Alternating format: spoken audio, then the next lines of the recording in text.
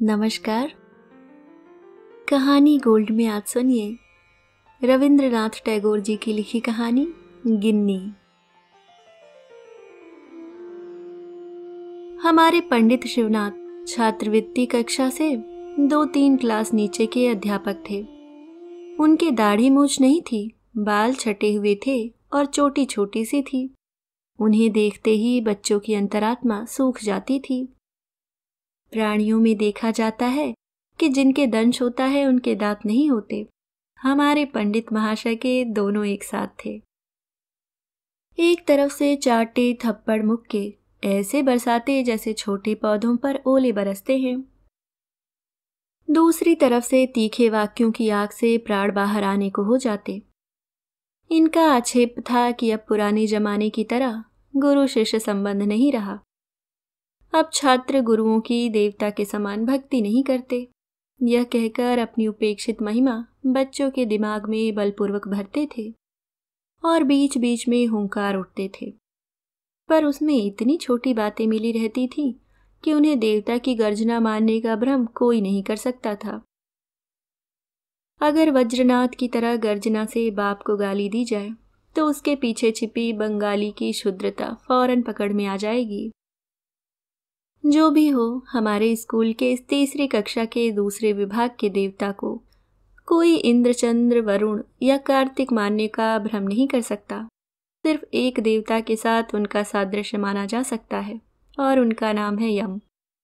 और इतने दिन बाद स्वीकार करने में न डर है न दोष कि हम मन ही मन यह कामना करते थे कि उपरोक्त देवता के यहाँ जाने से उन्हें और देर न हो।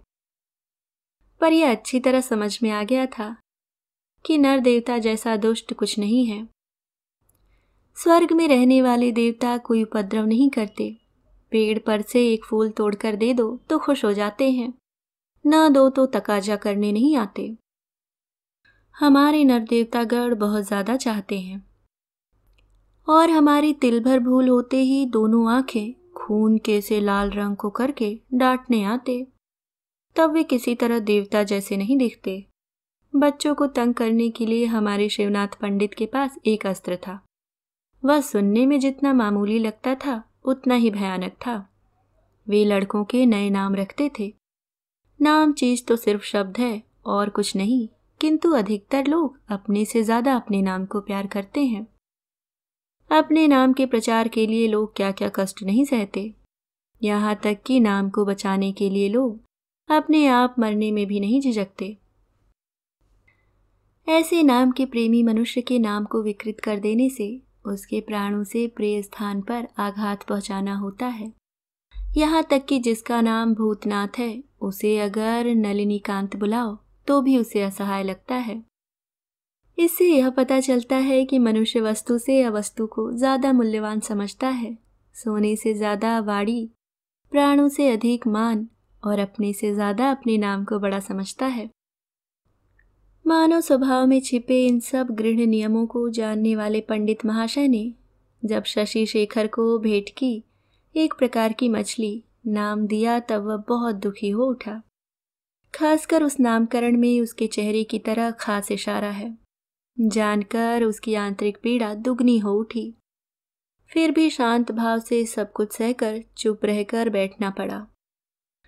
आशु का नाम था गिन्नी, पर उसके साथ थोड़ा इतिहास जुड़ा था।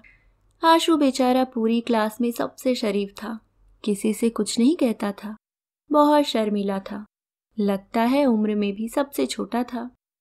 सब बातों में सिर्फ धीरे धीरे मुस्कुराता रहता था। अच्छी तरह पढ़ता था। स्कूल के बहुत से लड़के उससे दोस्ती करने को तैयार रहते थे, पर वह किसी लड़के के साथ नहीं खेलता था और छुट्टी होते ही पल भर की देरी किए बिना घर चला जाता। पत्ते के दाने में 2-1 मिठाई और कासे के छोटे से लोटे में पानी लेकर ठीक 1 बजे घर से दासी आती थी। आशु को इससे बहुत शर्म आती थी। दासी के लौटने पर उसकी जान में जान आती थी। वह स्कूल का छात्र होने के अलावा भी कुछ है, यह स्कूल के लड़कों के सामने व्यक्त करना उसे अच्छा नहीं लगता था। वह घर का कुछ है, माँ बाप का बेटा है, भाई बहनों का भाई है, यह जैसे गुप्त बात है। यह वह साथियों को बताना नहीं चाहता था, उसकी यही कोशिश रहती थी।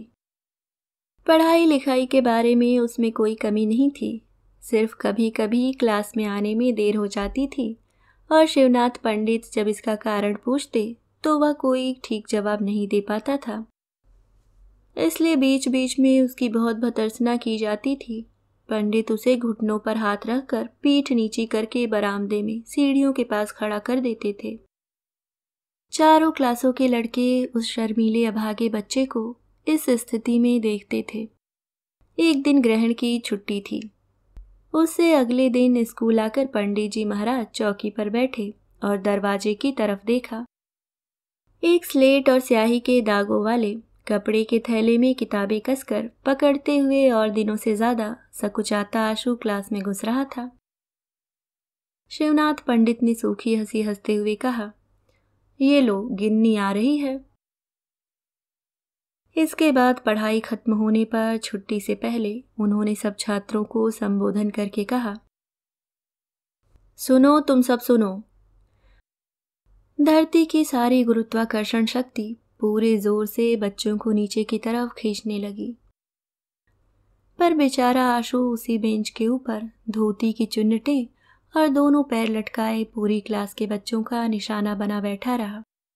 अब तक आशु की बहुत उम्र हो चुकी होगी और उसके जीवन में बहुत से सुख दुख लज्जा के दिन आए होंगे, इसमें संदेह नहीं है, पर उस दिन की बालक के हृदय की स्थिति के इतिहास की किसी दिन से तुलना नहीं हो सकती।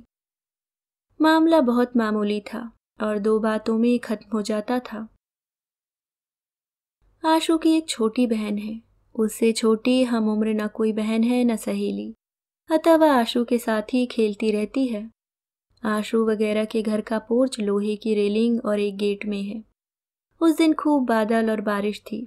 हाथों में जूते, सिर पर छतरी लगाए जो 2-4 पथिक सड़क पर चल रहे थे, उन्हें किसी तरफ देखने का समय नहीं था। उस बादलों से अंधेरे, बारिश की आवाज वाले छुट्टी के दिन आशु और उसकी बहन पोर्च की सीढ़ी पर बैठे खेल रहे थे। उस दिन उनकी गुड़िया की शादी थी। उसी के इंतजाम के बारे में आशु बड़ी गंभीरता से अपनी बहन को उपदेश दे रहा था। बहस यह उठी कि पुरोहित किसे बनाया जाए। बच्ची ने झट से दौड़कर एक से पूछा, क्यों जी, तुम हमारे पुरोहित बनोगे? आशु ने पीछे घूमकर देखा। भीगी छतरी बंद करके आधी भीगी हालत में शिवनाथ पंडित उनके पोर्च में खड़े थे, सड़क से जा रहे थे। बारिश तेज होने पर यहाँ शरण ली थी। बच्ची ने उनसे गुड़िया की शादी में पुरोहित का काम करने का प्रस्ताव रखा। पंडित जी को देखते ही आशु अपना खेल और बहन सब छोड़कर एक दौड़ में घर में छिप गया। उसका छुट्टी का दिन मिट्टी में मिल गया। अगले दिन जब शिवनाथ पंडित ने सूखी हंसी के साथ इस घटना को भूमिका के रूप में सबके सामने सुनाकर आशु को गिन्नी का नाम दिया, तब पहले तो वह जैसे हर बात में धीरे से हंसता है, वैसे हो हंसकर चारों तरफ देखकर मजाक में शामिल होने की कोशिश करने लगा। तभी घंटा बजा। बाकी सब क्लासें भी छूट गईं और पत्ते के दोने में मिठाई तथा कांसे के लोटे में पानी लेकर दासी आकर दरवाजे पर खड़ी हो गई। तब हंसते हंसते उसका मुंह कान सब लाल हो उठे। दुखते सिर की नसें फूल उठी और उमड़ते आंसू किसी तरह रुकने को तैयार नहीं हुए। शिवनाथ पंडित आराम गृह में नाश्ता करके निश्चिंतता से तंबाकू पीने लगे। लड़के खूब मजे से आशु को घेर कर गिन्नी गिन्नी करके चीखने लगे। वह छुट्टी के दिन का छोटी बहन के साथ खेलना आशु को जीवन का सबसे लज्जाजनक भ्रम लगने लगा। धरती के लोग किसी भी समय उस दिन की बात भूल सकेंगे, ऐसा उसे विश्वास नहीं हुआ। बांग्ला में हाउसवाइफ को दोस्तों गिन्नी कहते हैं। बच्चों का मन बहुत ही कोमल होता है और बचपन में जो बीज उनमें बोए जाते हैं उनकी छाप पूरे जीवन पर दिखाई देती है। इसलिए खास करके अध्यापकों को बहुत ही सेंसिटिव होना चाहिए।